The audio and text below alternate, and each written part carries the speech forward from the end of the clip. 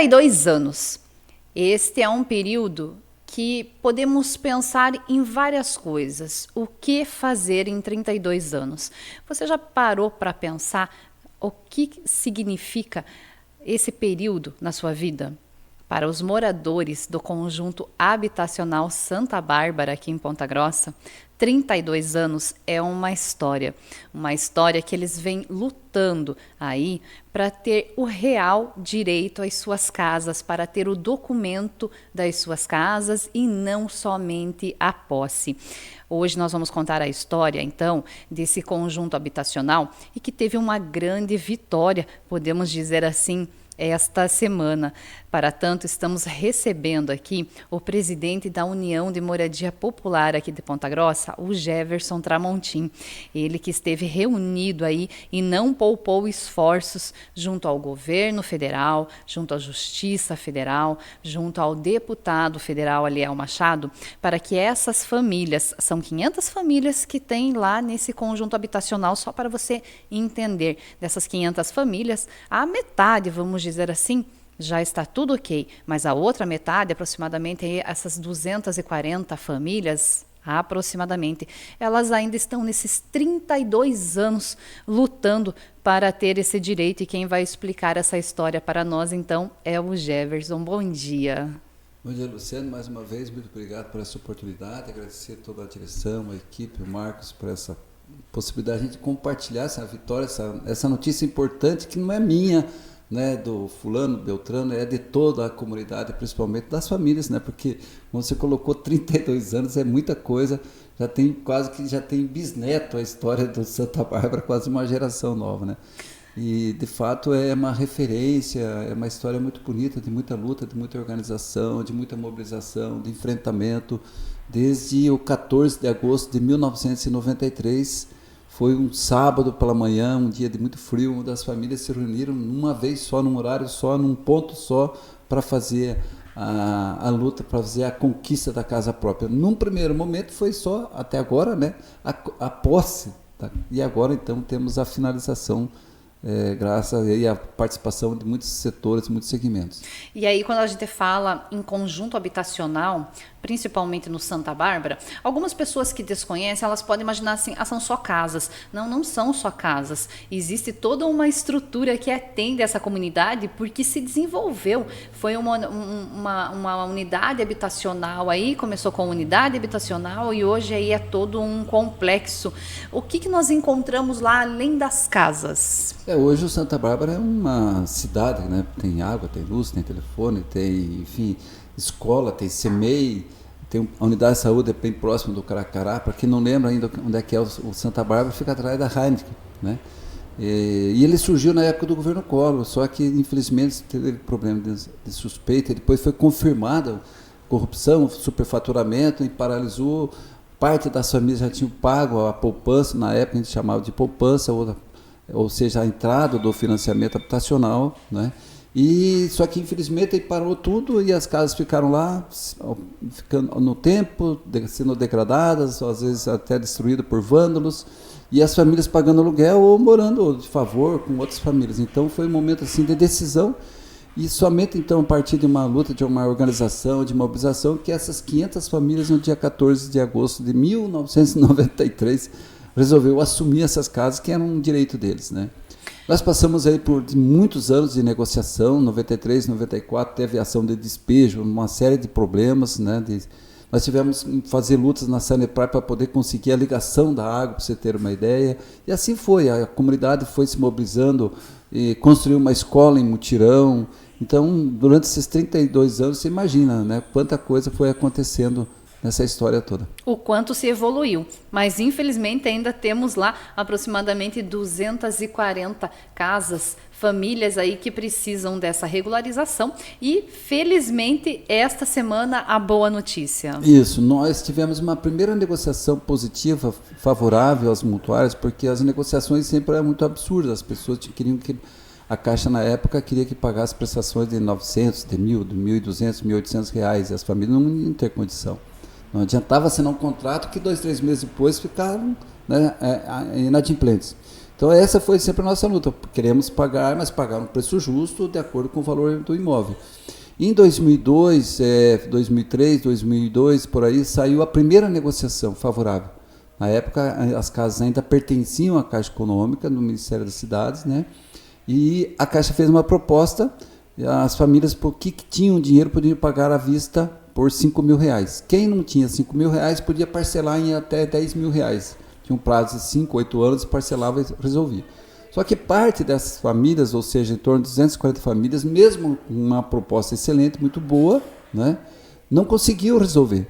Não conseguiu achar o dinheiro para pagar 5.000 à vista e nem tinha documentação, enfim, não conseguiram nem fazer o parcelamento. Dali para frente nós continuamos fazendo essa luta da negociação.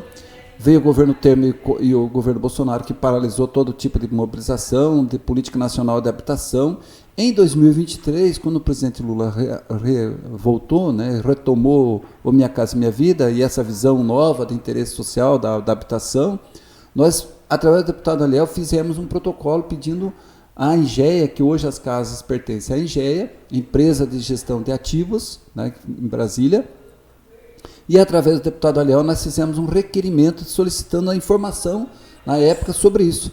E a partir dali desencadeou uma série de ações da própria Engea com a Justiça Federal, que foi acionada na sequência, e aqui quero fazer um destaque importante também do papel da Justiça Federal de Ponta Grossa, em especial o Dr. Boschneck, que foi uma pessoa que intermediou toda essa relação política, que provocou a Engea, né, a fazer uma avaliação de mercado, e uma avaliação, porque hoje o imóvel do Santa Bárbara está em torno, se fosse fazer uma avaliação de mercado, em torno de 120, 130, 150 mil reais.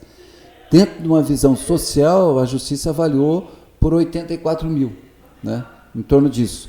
E a partir dessa visão de avaliação, aí a Engea deu um novo desconto, né, de quase 80%, que aí sim deu a possibilidade e a viabilidade da negociação. Porém, tinha um outro problema ainda. Num primeiro momento, a Engea só viabilizava se pagasse à vista. Mesmo que seja um valor, digamos assim, para algumas pessoas pequeno, mesmo assim, para a grande maioria, ainda não tinha. Tanto é que, nessa primeira proposta, apenas 30 famílias fecharam a negociação e pagaram à vista esse valor com esse desconto, que dava em torno de 17 mil reais, né? Ainda ficaram em torno de 200 famílias, 220 Sim, famílias sem poder para serem atendidas.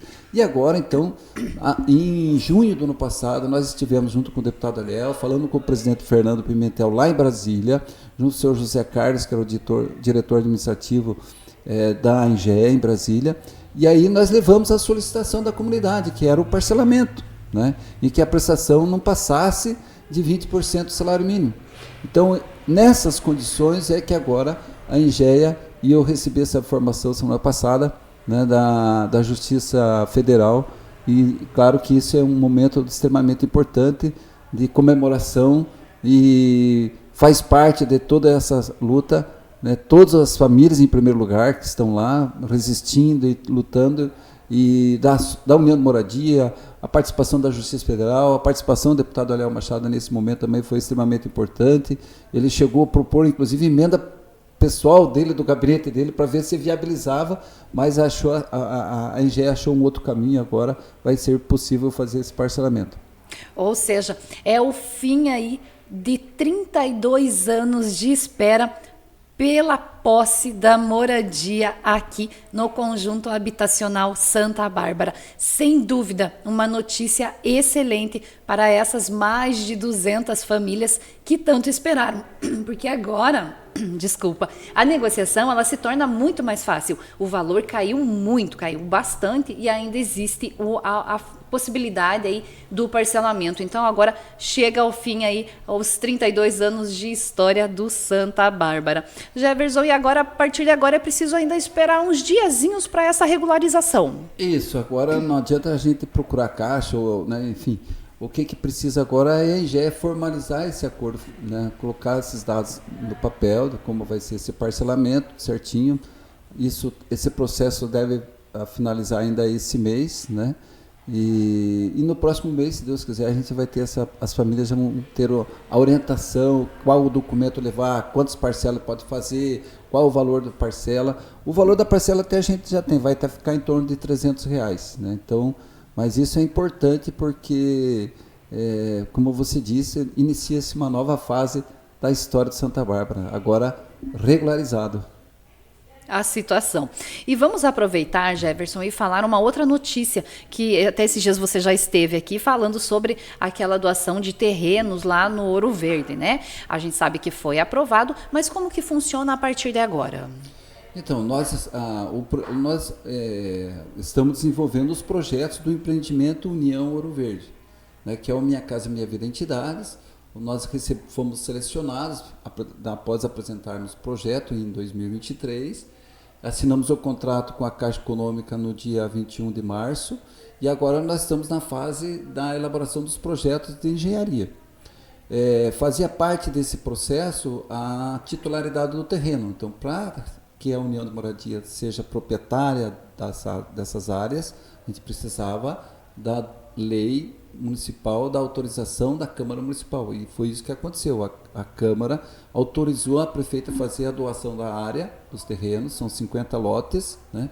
E agora a gente continua no processo, então nós temos no máximo 6 meses para a elaboração dos projetos e em seguida vamos iniciar a construção propriamente dita das casas, né? Durante esse processo nós temos um trabalho técnico-social obrigatório pela medida provisória com as famílias, porque um dos critérios de seleção das famílias é a participação.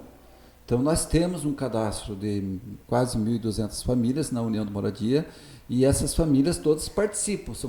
Claro que o critério de participação não é o único, tem a questão social, econômica, questão de área de risco, enfim, a vulnerabilidade, né, enfim, todas essas situações. Mas o primeiro passo para quem quer participar, conquistar uma moradia, conquistar uma casa, do programa Minha Casa Minha Vida Entidades, ele tem que participar da União de Moradia. Nós temos um telefone de contato, posso Sim, passar, claro, por né? favor. É o 999-42-5316 e temos uma sede também que fica ali na Vila Estrela, na rua Conrado Schiffer, número 315, pertinho ali nos fundos do campo do Guarani, na frente dos predinhos, como diz a comunidade lá. Então, é esse o processo. Então, eu não tenho casa, pago aluguel, tenho 2 filhos, sou mãe solo.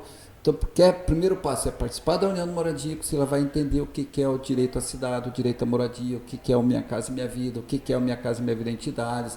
As pessoas passam por uma qualificação, por uma capacitação profissional, inclusive, né, porque as famílias vão participar, como é a modalidade de autogestão, as famílias vão participar de todo esse processo. Desde a escolha das famílias, são as próprias famílias que decidem quem participa, quem vai ser selecionado. Depois a elaboração dos projetos, que jeito que eu quero que seja a casa. 2 águas, uma água, vai ter a cobertura para dentro, enfim. As famílias estão participando de todos esses momentos de decisão, né? Nós temos uma equipe técnica, de engenheiro, de assistente social, arquiteto, etc., mas a equipe técnica vai executar o que as famílias decidirem. Nós temos a parceria e o apoio do Departamento de Engenharia e Geografia lá do grupo GEUR, né, do professor Edson Belo, a professora Lisiane e os acadêmicos.